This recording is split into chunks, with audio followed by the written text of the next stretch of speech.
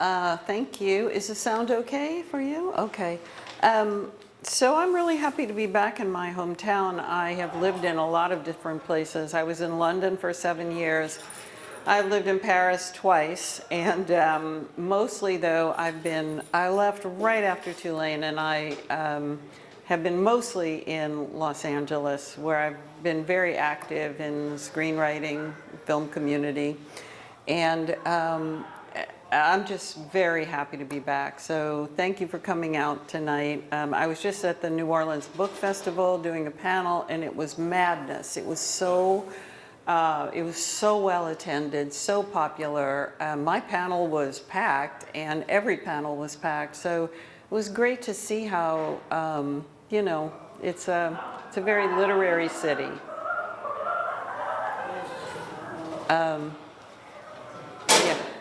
Hey, Chris, invite them to come in if they want to, like, you know, they can role play the Gabor sisters for me. So anyway, I'm really happy to be back. I'm going to give this presentation about my newest book, Run Darling, which is the story of the Gabor sisters, not their famous Hollywood years when they were these glamour icons, but really that they were a Jewish family who barely escaped the Nazis. And I always like to talk a little bit about how I came to write a book. So I thought I knew everything about the Gabor sisters, and I'll tell you why. These are the ladies who pretty much raised me. And the older ladies here, that's my grandmother, my great aunt Josie, and my great aunt Emily, and all three are wearing Eva Gabor wigs in this photograph. And this is not a joke. My grandmother was such a fanatical Gabor fan that she and her sister Josie were buried in Eva Gabor wigs. Not kidding. And this is also my mom and my great-grandmother, and my grandmother is a younger woman, and they all loved the Gabors. So I can still see my grandmother's wig. She had blonde, brunette, and redhead in the closet, and she had all the Zsa Zsa Gabor limited cosmetics, and I just thought I knew Zsa Zsa and Eva. They were glamorous blondes, and that's what they were. But then one day I was scrolling, as you do, and I saw a picture of this beautiful, tall, redhead woman, and it said Magda Gabor in New York. And I thought, gosh, I didn't even know there was a third Gabor sister. And so I started digging a little bit. I love research. And I discovered that Magda was actually a spy and a resistance worker in World War II. And that the Gabors were a Hungarian Jewish family. And when I discovered that, I thought, maybe they're not really who we think they are. And so I started digging and finding out more and more and more, and decided to write a book.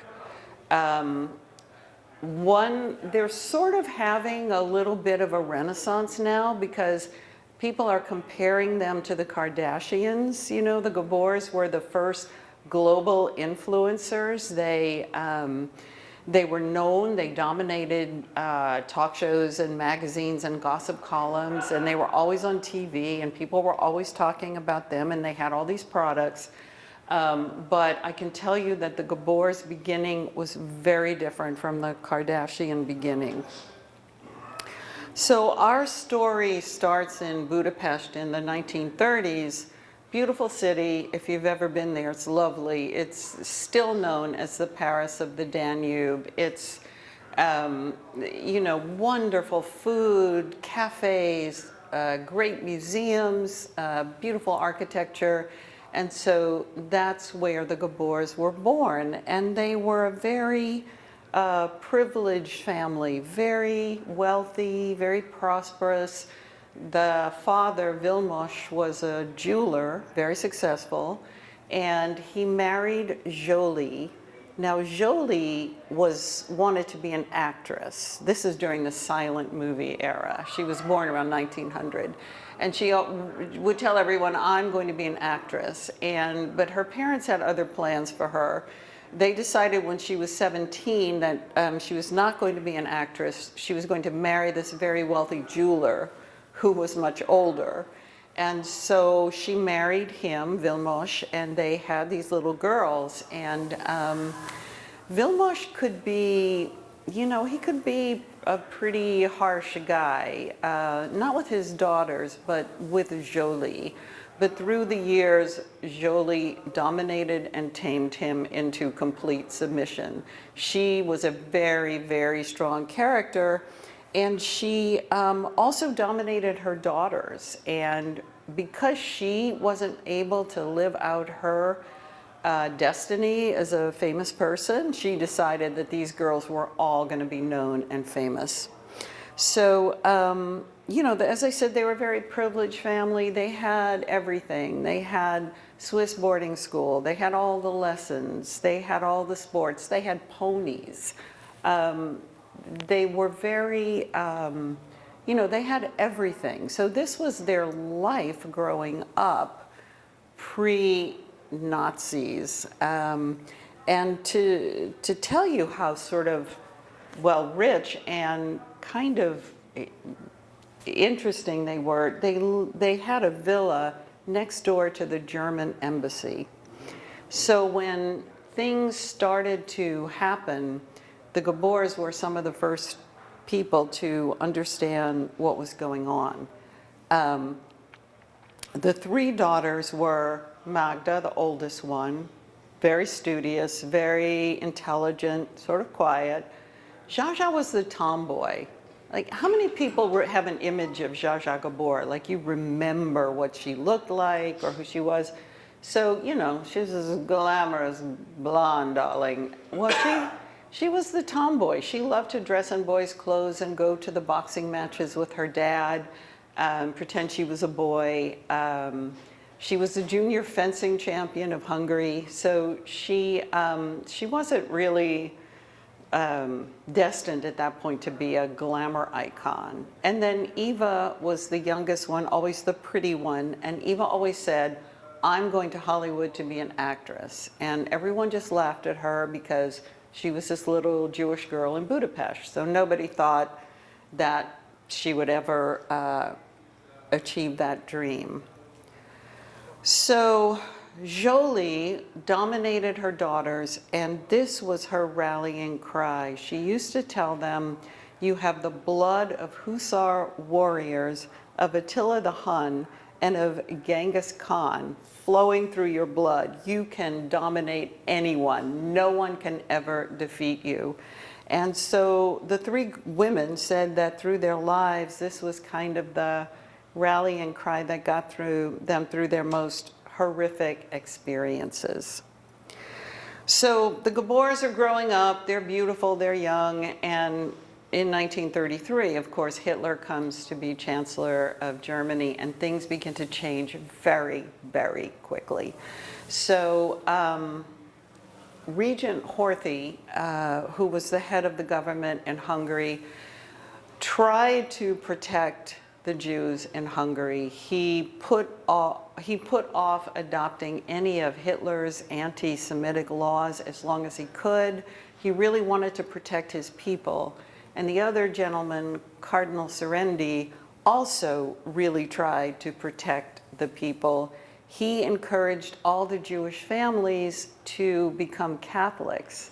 And so the Gabors became Catholics. They went through all the, you know, rituals you have to go through. Vilmos bought little crosses for all the girls, and suddenly, you know, they had to put the menorah and all that away, and they were suddenly Catholic. And it was thought at that moment that that was going to help them, that was going to protect them. As we know now, nothing protected the Jews from Hitler.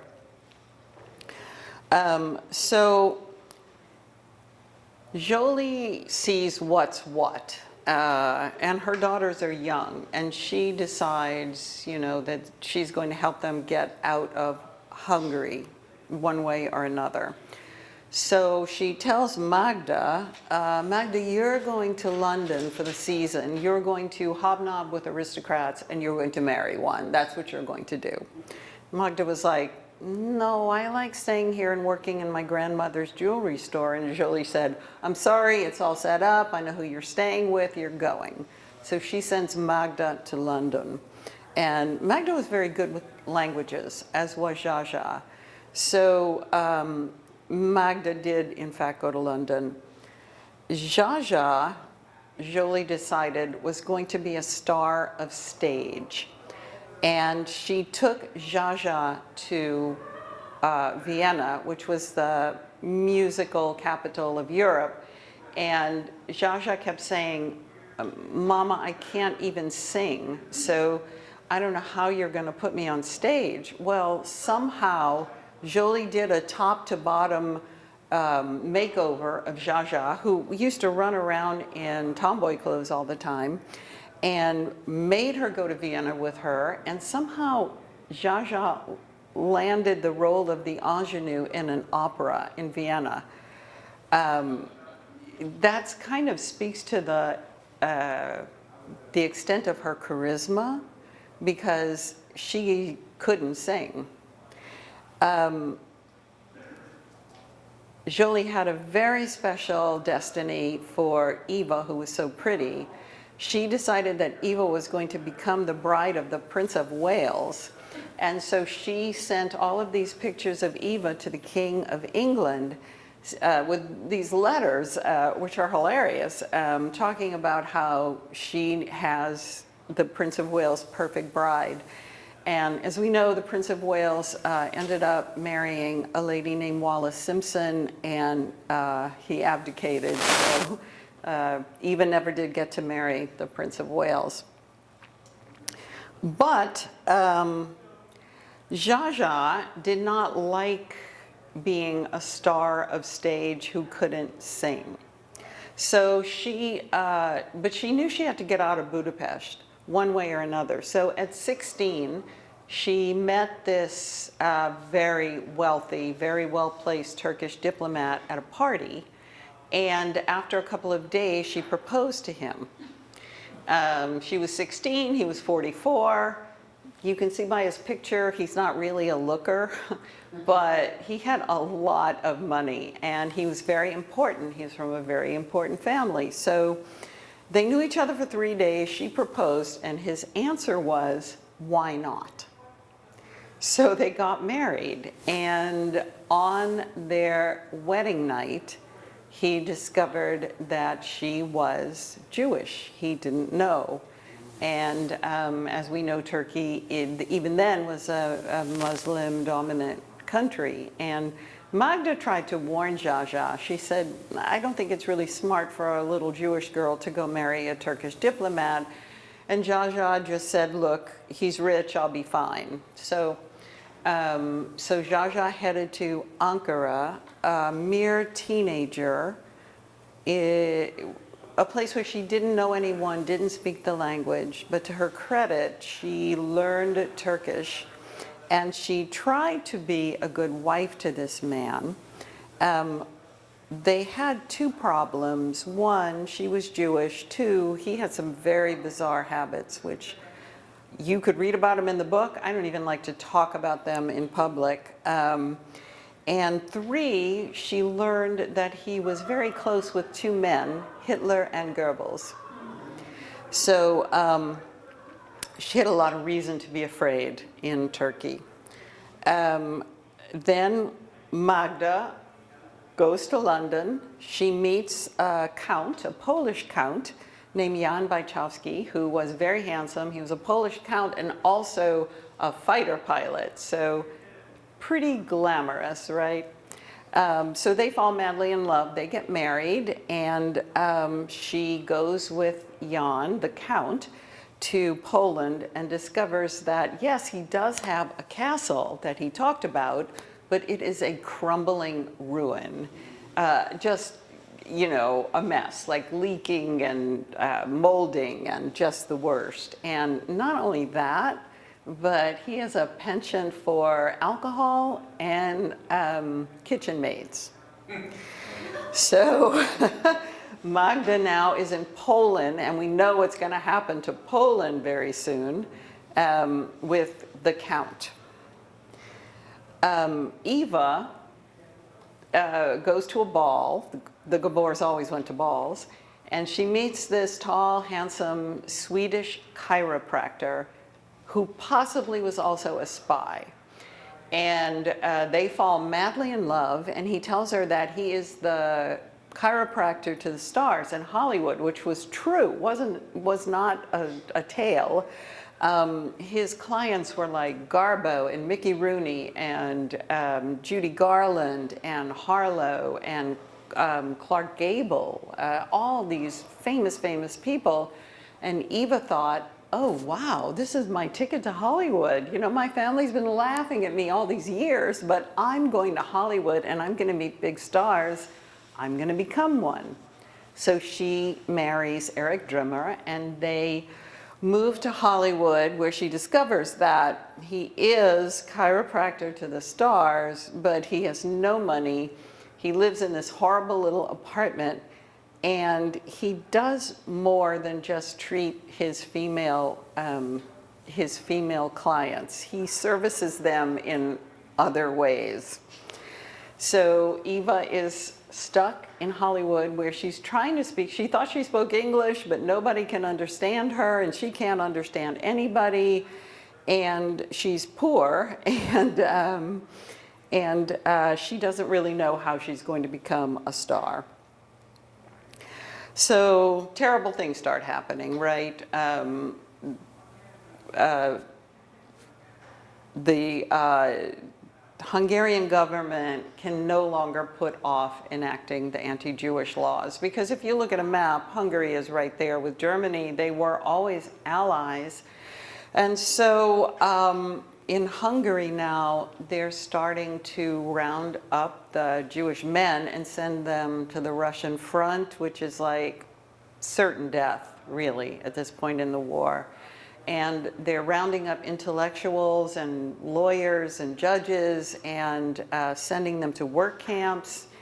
And the Gabor parents are still there. And for some reason, and I can't really figure it out because they were very smart, but a lot of Jews in Europe thought this. They thought, the parents thought, the Nazis don't want us, they want intellectuals and communists and people who don't agree with them and all these, you know, rabble-rousers. We are rich, we know all the politicians, we're Catholic now, you know, we're going to be just fine. And so they stayed in Budapest while their daughters could see what was going on, kept telling them, you've got to leave, but they, as of yet, they would not. So in 1939, the Nazis come, they roll over Poland. In a matter of days, you know, they've got Poland. Magda's husband is in the air with his squadron. He is fighting the German Air Force, and one day he comes home and he's badly wounded. Magda, meanwhile, had turned the castle into a hospital for the wounded. And he came home and he was badly wounded, and he said, Magda, it's a bloodbath. We can't fight anymore. The Nazis will be in Warsaw in minutes. So he comes home with 6 other wounded fighter pilots, and he tells Magda, look, we've made a deal with the British. If we can get ourselves to Romania, the British Air Force will meet us, they will take us to England, and we will fight with the British against the Nazis. So Magda somehow, this is where her bravery begins to be very apparent. She gets a Red Cross uniform. She takes the diamonds that she has from her grandmother and, you know, stuffs them in the bra. She somehow gets hold of this ambulance. Who knew she could even drive? She puts the wounded pilots in the back, and she, with her command of German, she was very good with languages, she bribed and got them out of Poland and into Romania, where they indeed were met by the British, who took them to London. So Magda safely got out of Warsaw, but now she's in London. Very safe there, only it's being bombed. So meanwhile, Zsa is in Budapest with her husband, and the Nazis decide that they are going to elevate her husband, because the head of Turkey was Kemal Ataturk. He's old at this point, and he's really drunk. He's a terrible alcoholic. He's got liver failure. Everyone knows he's not going to last. So Hitler and Goebbels decide that the person who should take his place is Burhan Belge, Zsa's husband. So now Zsa is thinking, what is going to happen if my husband becomes the head of Turkey? What are the Nazis going to do with his little Jewish wife? So she's very afraid. And Eva is in Los Angeles. She's been deserted by her husband. She's very alone. Remember, these girls are 19, 20, and 21. You know, these are not sophisticated women at this point. They're just girls, really. She's been abandoned by her husband, and she has no money, and she's managed to learn English and met an agent at a dentist office and talked him into representing her. So he surprisingly got her a low-level contract at Paramount Studios. And, but you know, it's not glamorous like it sounds. So the girls are paid very little money. They have to audition for all of these roles day in and day out. They have to take lessons day in and day out. They're also told, don't eat. Eva had a beautiful figure, apparently, and they told her she was fat and she had to lose weight. So, and also the really dark side of it is that apparently the studios were signing all these beautiful young girls and just like throwing them at the male stars to keep them happy. So the three girls now are all in danger, all in bad shape, and also they all miss each other terribly. So, believe it or not, Hitler decides that he's got to meet in person Zsa's husband.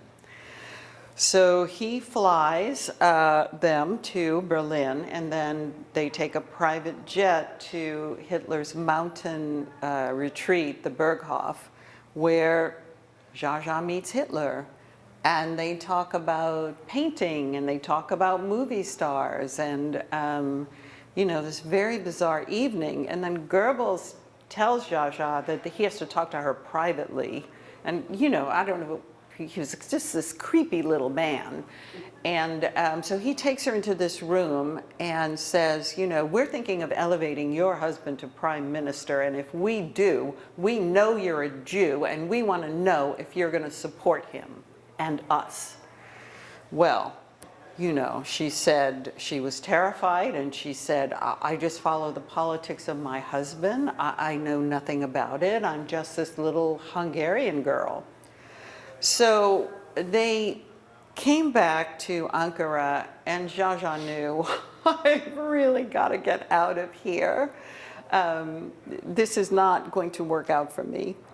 So she does something that I would not at this point in my life have the courage to do, even though times are very different. Again, she takes her her grandmother's gift of diamonds, puts them in the bra, packs a bag, sneaks off, takes a train from Ankara to Baghdad. She cannot go west because the Nazis are stopping everyone and checking passports and identity papers. So what she would have done normally is, you know, go west, take a boat, go to the United States, but she can't do that. So she ends up in Baghdad and thinks the British will protect her there, but learns that they've just had what is called a farhud, which means that the Iraqis dragged all the Jews out of their house and killed them. Meanwhile, the British do not help her, but they confiscate her passport because they're convinced that she's a spy. So we have little Jaja stuck in Baghdad wondering how she's going to get out. Eventually she manages to get her passport back, and then she takes the scariest route, because remember, it's World War II for a reason. There's skirmishes and battles everywhere. Everybody's at war. So she takes the train from Baghdad to Basra, from Basra to Karachi. From Karachi, she gets to Mumbai, where she's heard that the last passenger ship headed for the United States is going to sail. She manages to get to Bombay, manages to get on the boat and sails to New York, and then makes her way across the United States and reunites finally with Eva. So here the girls are in the US, they have nothing, right? It's wartime, and you have to put yourself in that mentality. You know, correspondence is virtually impossible. Letters take months to arrive anywhere. Food is hard to come by. You know, it's being rationed in the US. But Jaja was determined that they were gonna succeed. So she starts calling everyone she ever knew anywhere, and manages to start getting invited to all of these Hollywood parties. And, you know, I mean, having been part of that scene myself, I can tell you that when I was 22 and showed up there, an ex-model, it was easy to get invited to parties, you know. So these two gorgeous girls managed to start infiltrating the Hollywood social scene, but they had no money. And so my favorite thing that they did was they completely remade their clothes. So, you know, their clothes were getting worn and tattered, so they would put flowers and pins where the fabrics were beginning to ravel, and they would sew flounces on their day dresses so that they could go to evening gown, you know, places that required evening gowns, and then for lunch they would take the flounces off and go to luncheon parties. So after doing all of this, they managed to start making some contacts, which, as Jaja said, they were going to need because, you know, at this time, the US is rounding up the Japanese and they're going into camps, right? And so the Hungarians are allies of Germany. And so they thought, the Gabor sisters thought, well, we're next, right? I mean, if they're rounding up enemy aliens, why wouldn't we be next? So that's why they really started trying to meet powerful people, and they succeeded. Eva was in a stage play, and Betty Davis saw her in a stage play and asked her to come perform for the USO, and she did. And so the evening of her performance, this handsome captain in uniform comes up to her after the show and says, "I loved your performance, can I take you to dinner?" And she thought, well, poor guy's gonna be shipped out tomorrow, of course I'll go to dinner with him. No, he turns out to be in the reserves, he's wildly rich, multimillionaire in finance, and falls madly in love with Eva, and they marry. So now the Gabors are starting to, you know, get a little traction in life, but still their sister is in England and their parents are in Budapest, and they won't leave. So Magda, so you saw the earlier picture of Budapest. This is what it looked like in 1944. The Nazis, let's backtrack a little. So Magda in London, her husband decides, I told you he had a penchant for kitchen maids. He found a British kitchen maid and fell in love. And so he announced to Magda that he's going to marry the new kitchen maid, and he wants a divorce. And so Magda is there in war-torn London and is thinking, what am I going to do now? And her sisters are begging her to come to Los Angeles, save yourself, make your way over here, you know.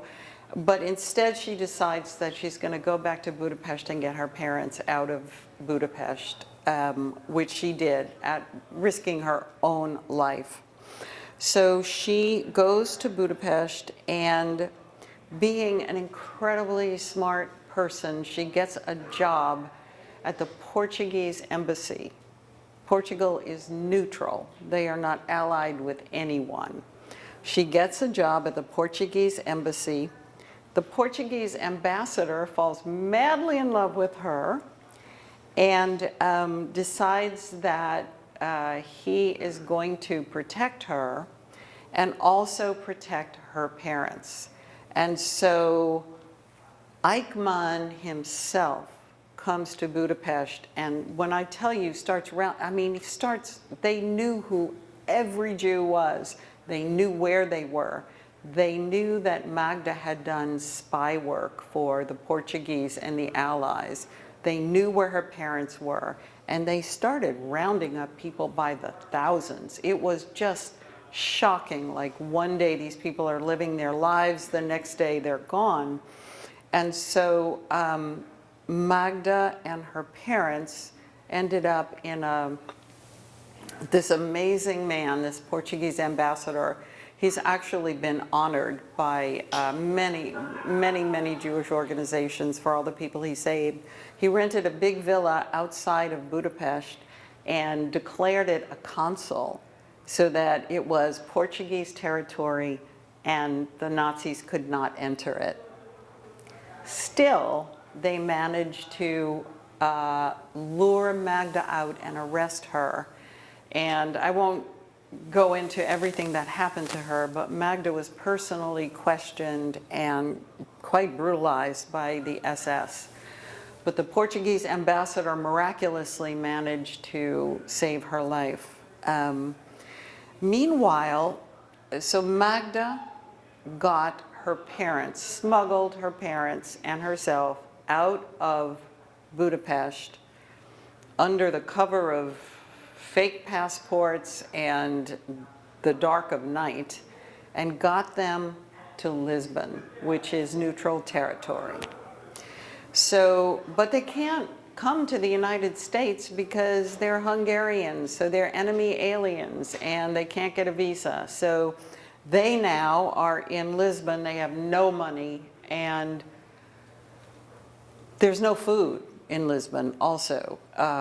Inflation is such that one of them said that groceries that would have fed a family of 6 for a week now was the cost of what you'd have to buy for a loaf of bread. So nobody's got food, nobody's got money, everybody's in bad shape. But Zsa and Eva decided that they were going to go to Washington, D.C. and knock on doors until somebody would help their family. And they did. You know, I don't know how they did these things, but they managed to do them. They knocked on doors in Washington, D.C., these two little Hungarians, and they managed to get an interview, a meeting with the Secretary of State, Cordell Hull. Their charisma must have been just over the top. So they got a meeting with Cordell Hull, who said, look, I'd love to help you, but I don't think I can. I mean, I'm Secretary of State, but I still don't think I can get your parents into the United States. Well, Zsa was not going to take no for an answer. She kept calling people, and finally she discovered this couple, Morris and Gwen Caffeys, who very wealthy people, had a mansion in Washington, D.C., and gave these parties for the political elite. So Zsa Zsa heard that Gwen was Hungarian, and so she finagled an invitation to one of these big parties. And at that party, she meets a young, very important up-and-coming politician. I'm not going to give away who it was, but then somehow her parents suddenly got visas. So the Gabors, Vilmos, Jolie, and Magda, Jolie could not wait to see her daughter, so she hopped on this horrible freighter and spends 3 weeks on the open seas so she could get to her kids. And Vilmos and Magda flew sometime later because he was not in good shape. And so finally they landed, all of them were together and in New York. But they had nothing, right? So, I mean, this to me is like, this is the American dream come to life. So somehow they managed to get from what they were at that moment to celebrities. All the men in those pictures are just a few of the gentlemen who helped them along the way. If I decided to include all of them, it would be a slide presentation in and of itself. But within a very short period of time, the three Gabor sisters had a Las Vegas act, very successful, that ran for, I think, a year. Somehow, Eva, who had such trouble with the English language, had her own radio show. Zsa Zsa was a huge hit with the talk show circuit because she would say anything and she was very clever. And Magda, very soon thereafter, withdrew from public life and became the CEO of her mother's booming jewelry business.